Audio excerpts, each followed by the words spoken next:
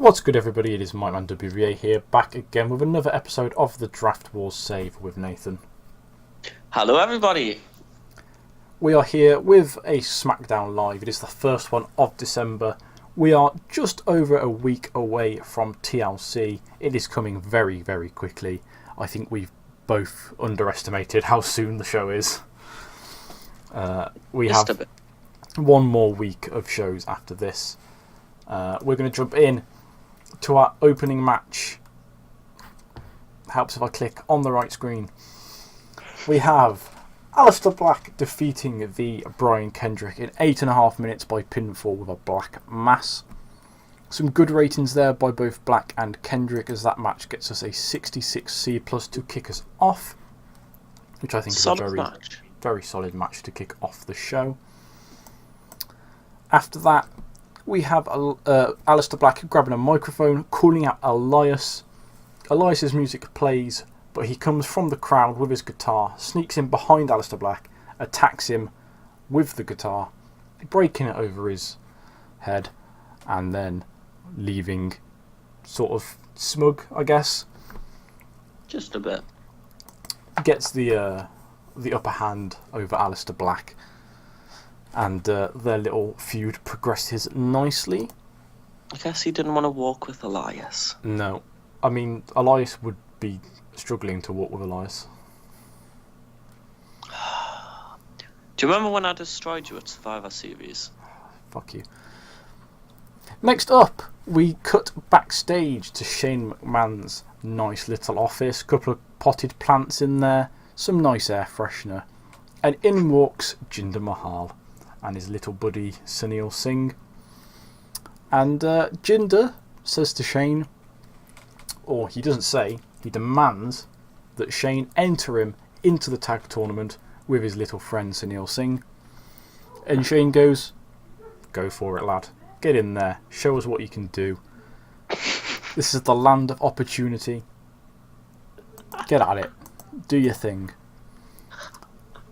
And so next up, we have, in what is our second qualifier, our second first round match of our little tag tournament to find the number one contenders for the bar, in which Johnny Gargano and Cassius Ohno, who are in my head known as Gargano, defeat Jinder Mahal and Sunil Singh and the B team in 12 minutes when Ohno defeats Sunil Singh by pinfall with a Hero's Welcome.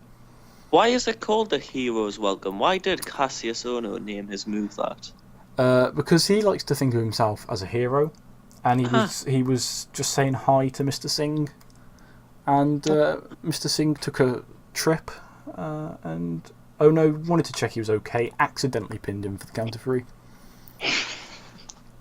So Ohno and Gargano with some good ratings there for our NXT call-ups. Jinder Mahal doing good as well. Bo Dallas not doing good at all. Somehow getting worse than Sunil Singh, who actually has the stats of an armadillo. Jinder and Johnny Gargano both improving their performance skills, which is nice to see. And Gargano and Ohno progress to the final of our little tag team tournament, where they will be facing Bobby Lashley and Leo Rush. I nearly said Bobby Rush and Leo Lashley. Wouldn't that have been funny? Would have been what a tongue tickler. Better names, to be honest. Actually, not even remotely. After that, we are backstage again in a slightly different office, which is just covered in tea, as Paige tells Becky that she needs to find herself a tag partner for tonight, because she will be facing both Asuka and Charlotte after what she did last week, in which she attacked Charlotte before Asuka made the save. Oh, that was nice of Asuka. Decent little promo there from Paige and Becky. Not the best rating in the world, but considering how poorly most of the women are rated in this mod, not bad at all.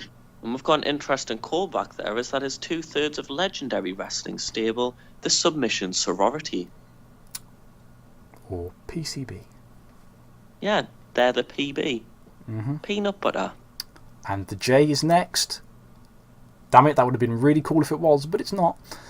Next up, we have a US title match in which Shinsuke Nakamura faces off against Xavier Woods, and it is Xavier Woods that gets the win, defeating Shinsuke Nakamura in 13.5 minutes, but unfortunately not winning himself the US title, as he does in fact win by disqualification when Nakamura attacks him with a chair. So Nakamura with a very good in-ring rating of an 88. Xavier Woods with a decent in-ring performance of a 64, which is good for a guy who doesn't really get in the ring much. Nakamura improving his performance skills, Woods improving his rumble skills. 79B, a very good match rating. You know, you say that Xavier Woods doesn't get in the ring much, but I've seen some online videos that seem to say otherwise. You been watching Mixed Match Challenge, yeah? Is he on that? I don't watch it. I have, yes. It's been very thrilling. I didn't realise the Paige was a contestant. You are a despicable person. I am. Oh well. Anyway, after that match, and after that brutal post-match attack by Nakamura onto Woods, I guess during match attack, yeah, we'll go with it. Nakamura continues to beat down Xavier with a chair before Kofi and Big E roll into the ring to make the save. You'd think they'd have got there a bit quicker, considering they were at ringside, but they were very much distracted with some kind of weird pancake fetish that they have. Probably just trying to make Tom Phillips' corpse at ringside. Apparently, through a witness report, I did hear rumours that Big E molested the maple syrup.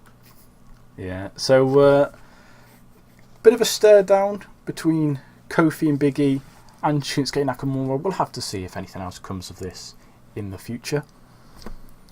After that, we have that women's tag match that we mentioned earlier, and it is Asuka and Charlotte Flair, who have absolutely zero chemistry as partners, taking on Becky Lynch and Nikki Cross, who also don't work well as a team because this is SmackDown where everything goes wrong.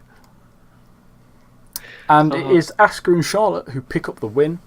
No, that's not right. I've read that completely wrong. It is Becky and Nikki. I thought it was weird when I was looking at it.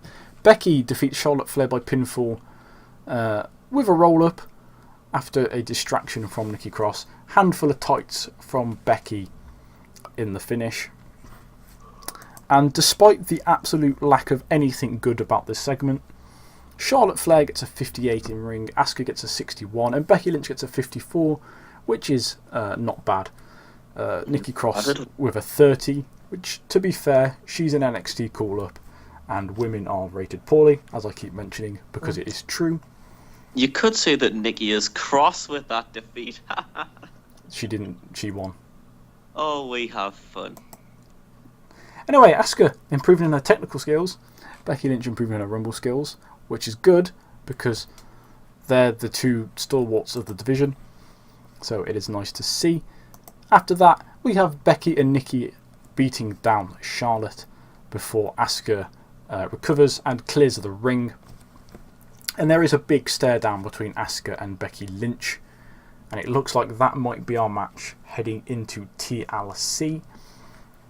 Also, this is going out a lot later than it was in real life, but this was in fact actually booked, this storyline, before the real life storyline. So really, WWE still copied me.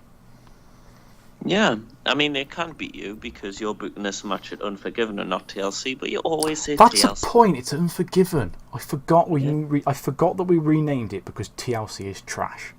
Yeah, but don't worry, Mike, you're forgiven. But you know who won't be forgiven? Becky Lynch and Nikki Cross, and we'll find out just how unforgiven they'll be at Unforgiven. Unforgiven. Next week. Unforgiven. If you're not there, you won't be forgiven. Do the same jokes as you do. And in another match that goes terribly because they don't click at all, the number one contender for the WWE Championship, Randall Keith Orton, defeats Jeffrey Nero Hardy in 15 minutes by pinfall with an RKO. Jeff getting a 63, Randy getting an impressive 83. No worker improvements, unfortunately, but they are both about 75 to be fair, so not to be expected. We finish that match, which is our main event of the evening, with an ATB, which is good. Yeah, And that was after the match that, of the night. Styles, who was on commentary at the time for that match, has a little stare down with Randy Orton to finish off the show. They, of course, will be meeting at Unforgiven, not TLC. And that little storyline is also heating up quite nicely. Yeah. Just a week away. One more show of Raw, one more show of SmackDown. One more Very exciting. One more show. So we end that show with a 77B rated show, which is very nice indeed. Increasing our popularity in 18 regions. I'm going to assume probably Japan, Australia, and Europe. Maybe Britain. Possibly Mexico. Probably Mexico. Probably. Yeah. Maybe Mexico. I think Mexico is quite high up on the list, though. A lot of things are high in Mexico. We have a look. Such as Alberto Del Rio, allegedly. We have a pay rise request from Alexander Wolf, the man who has done literally nothing, but he's going to get it anyway because I like his haircut. That's the management skills of Team SmackDown. Yeah. If we're just going to have a quick look as well, because before we ran this show, we did have our first ever episode of Talking Smack. And on that show, we had Sanity defeating 2 local jobbers who I've never heard of. We had Shane telling Nakamura backstage that he was going to have to defend his title, which he of course did against Xavier Woods. We had the debut of Penta defeating Eli Everfly, who was also another local talent. Some of you guys might know him from GCW on the Joey Janela shows. We had Elias playing himself a nice little song and playing a nice little song for the fans in the Cox Convention Centre before he then defeated Ty Dillinger. So just using this to get some of our guys over, people like Sanity, people like Penta, people like Elias, getting them ready for the main roster and then eventually for some nice pay-per-view matches. Yeah, the first episode of Talking Smack, which you have to be on Smack to want to watch. Pretty much. Anyway, thank you guys for watching this episode. We will see you soon for the next episode of Monday Night Raw, the final Raw before what pay-per-view, Nathan? Armageddon. That's the one. We'll see you then. Peace. It's not Armageddon, it's Unforgiven. Oh, just we're not that dumb. It's close, Given. but we're not that dumb. See you then.